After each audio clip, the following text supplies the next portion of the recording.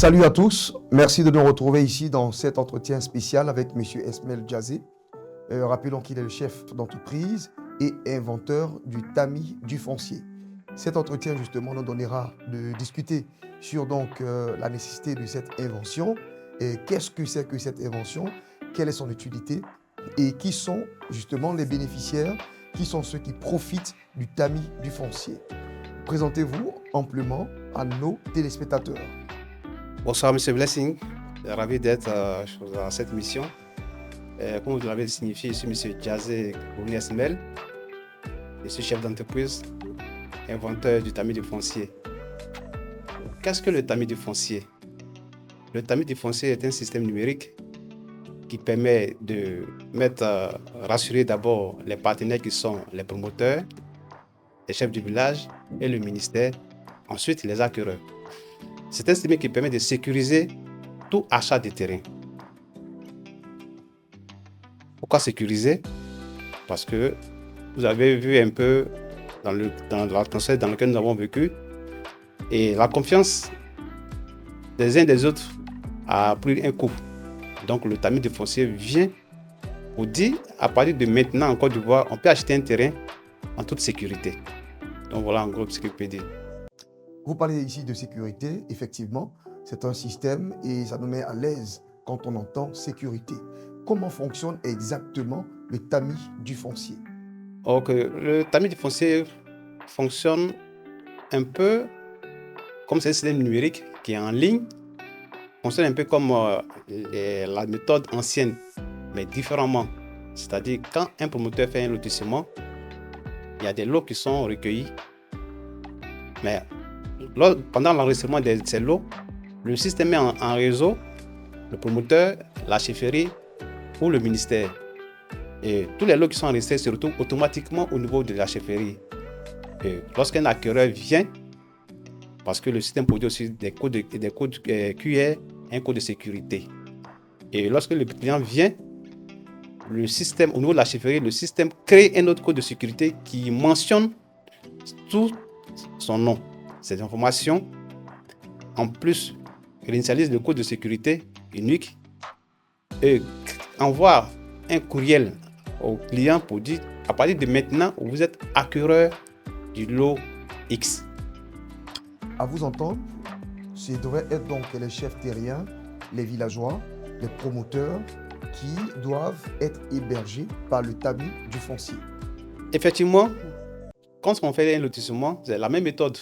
Le promoteur prend le lotissement et les lots, il fait un guide et il envoie le guide au niveau de la chefferie. Ensuite, au ministère, c'est pareil, mais seulement que c'est instantané. Le guide, au lieu de prendre le guide physiquement pour l'envoyer, dès l'instant qu'il fait l'enregistrement, ça se retrouve au niveau de la chefferie ou au niveau du ministère. Donc, l'aspect innovant du tamis du foncier, c'est la sécurité à tous les niveaux. Pourquoi la sécurité? Parce qu'on achète pour sa descendance. Donc, quand la personne a l'attestation qui est unique, qui porte ensuite son nom, parce qu'il ne faut pas créer des codes QR qui sont neutres. S'il est neutre, chacun peut s'en servir comme il veut. Mais quand le code QR porte le nom de l'acquéreur, on ne peut plus le dupliquer. Ensuite, quand le lot est enregistré au nom de l'acquéreur, le système crypte le lot au niveau de la chefferie. Une notification est envoyée à l'acheteur par courriel ou bien par SMS. Donc, seul l'acquéreur est capable de revendre le lot. Comment? Parce que lorsque, je prends un exemple banal qu'on vit, tu peux avoir confiance à ton frère, ou bien à ton collaborateur, ou bien à un membre de ta famille. Pour ceux qui sont en Europe, qui envoient les gens pour faire les achats, ne peut pas transmettre directement les documents en Europe. Il garde les documents et on ne sait jamais.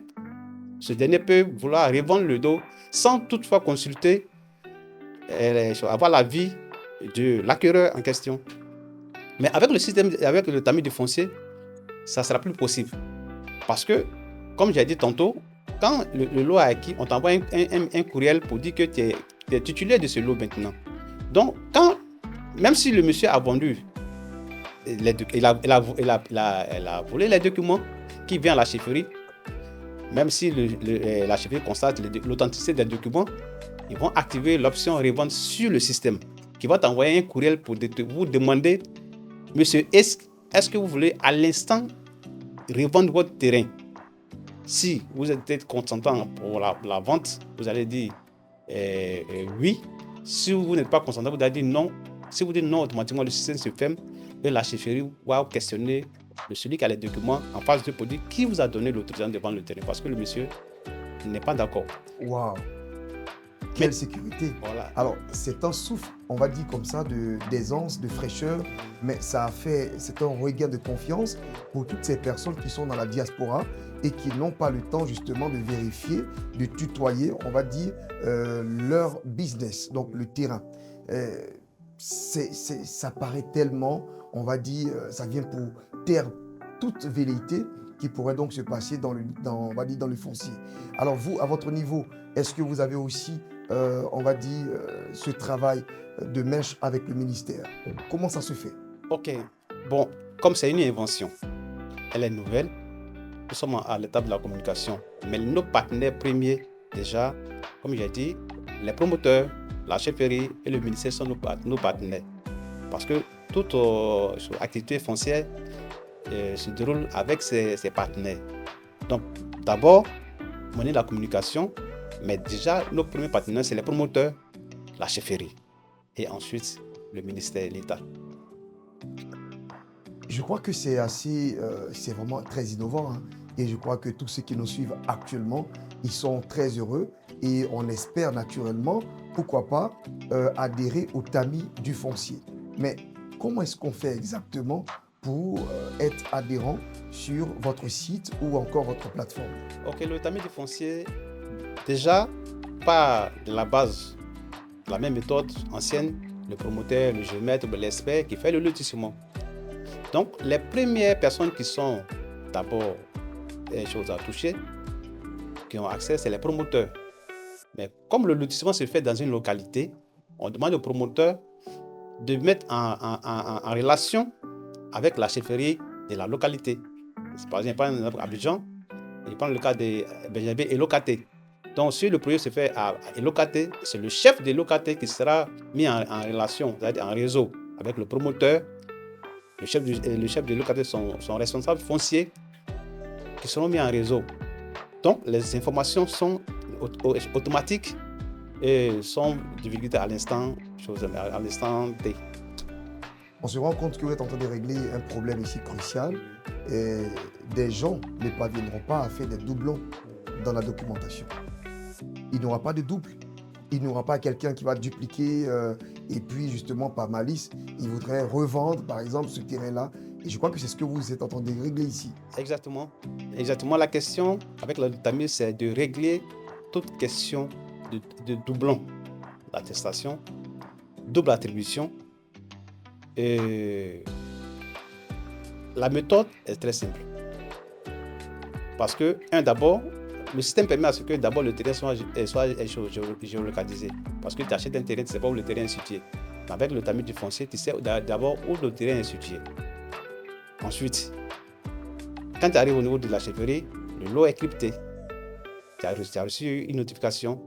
Mais ce qui est encore plus intéressant avec le tamis du foncier, quand le lot est crypté, ça va où? Comment on le revend? Si moi j'ai un besoin de revendre mon terrain, avec le tamis du foncier, c'est l'acquéreur unique qui peut décider quand, où, comment il veut vendre son terrain.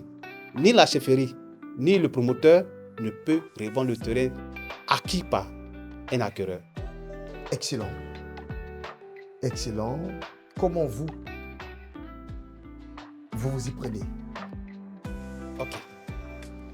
Le système a déjà travaillé. D'abord, il signifie que j'ai déjà eu le brevet parce que c'est innovant. Donc, il y a eu le brevet parce que c'est une invention qui résout assez de problèmes, que ce soit un problème d'héritage, que ce soit un problème de collaboration, que ce soit un problème entre la chefferie, le ministère, les promoteurs, les acquéreurs. Donc, ça règle énormément de problèmes. Mais la question qu'on va se poser, comment l'acquéreur fait la revente. Bon, je pose la question, c'est pas moi qui Mais pose la allez-y. question, mais comment se fait la revente? Quand il prend le cas extrême, vous avez confiance en quelqu'un et c'est lui qui prend vos documents, un collaborateur en qui vous avez confiance. Parce qu'il prend les documents authentiques et il vient à la chefferie. Quand la chefferie voit les documents, effectivement, c'est les documents authentiques. Donc, la vente peut être susceptible d'être faite.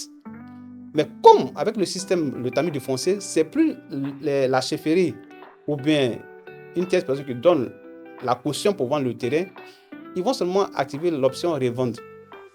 Donc, quand la chefferie active l'option revendre, on vous envoie automatiquement un courriel ou bien un SMS pour vous dire, pour poser la question de savoir est-ce que monsieur, vous voulez vendre votre terrain à l'instant T? Il y a oui ou non. Si c'est non, comme vous n'êtes pas informé de la vente est annulée. Mais si c'est oui, si vous avez donné votre consentement pour vendre le terrain, dès l'instant où vous activez l'option oui, le système vous repose encore une autre question pour dire écrivez le nom de celui à qui vous vendez le terrain. C'est avec Cette information, qui permet le système de s'ouvrir au niveau de la chefferie. Et c'est à ce moment-là que la vente peut être validée. Si vous n'avez pas inscrit le nom de l'acquéreur, il n'y a pas de vente. Parce que vous êtes l'unique propriétaire. Maintenant, si vous inscrivez le nom de l'acquéreur, qu'au niveau de la chefferie, on veut faire une certaine malice, qui veut changer un nom pour mettre à votre place, le système se ferme. Le système va refuser le nouveau nom qui a été, parce que ce n'est pas le nom que vous avez mentionné dans le système. Donc, voilà un peu le niveau de sécurité du tamis du foncier. franchement, merci, Monsieur Esmel Jazé. Je crois qu'on ne va pas vous demander trop, parce que c'est vraiment un cadeau que vous faites à tous les acquéreurs, à tous les promoteurs, les chefs, les propriétaires terriens et même le ministère. C'est assez innovant, il faut le dire. Et je crois que toutes les questions, même pas elles toutes, mais vous avez quand même répondu aux plus pertinentes. Ici, il faut donc qu'on reparte vers vous pour mieux prendre des informations, avoir de plus amples informations, donnez-nous vos contacts et puis, pourquoi pas aussi, si le siège existe, du tamis du foncier. Effectivement, le tamis du foncier, nous sommes en Gré-Mao, en face du carrefour Le Temple, une cité en face, dans la cité Manguier. Nous sommes à la villa 210. Et les contacts sont le 07 49 75 59 08. Donc, pour toute autre information supplémentaire, on peut nous contacter pour mieux être encore plus éclairé. Je voulais lancer un appel aux promoteurs, aux chefs du village. Déjà, au niveau surtout les chefs du village, parce que c'est eux qui sont détenteurs du droit coutumier. Et avec le tamis du foncier, c'est un aubaine que c'est une main que nous leur tendons pour cette assurance qui a manqué,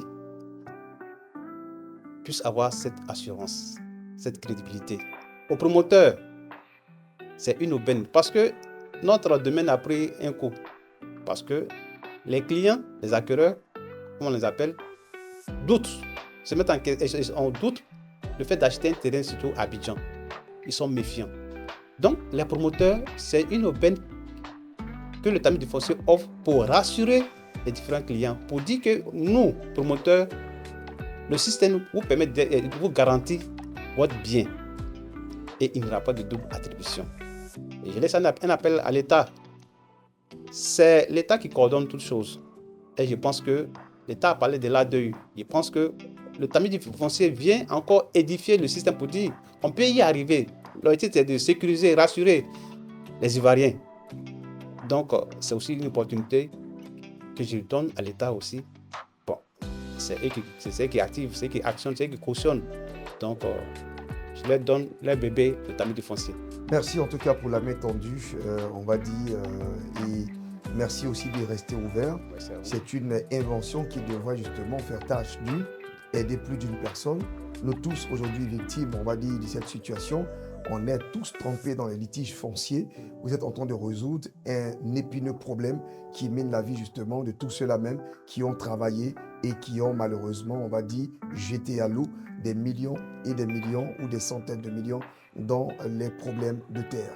Merci infiniment, Monsieur Jazé, d'être passé. Merci. Et on espère naturellement aussi vous revoir sur d'autres plateaux pour mieux expliquer cette invention, ce système, le tamis du foncier.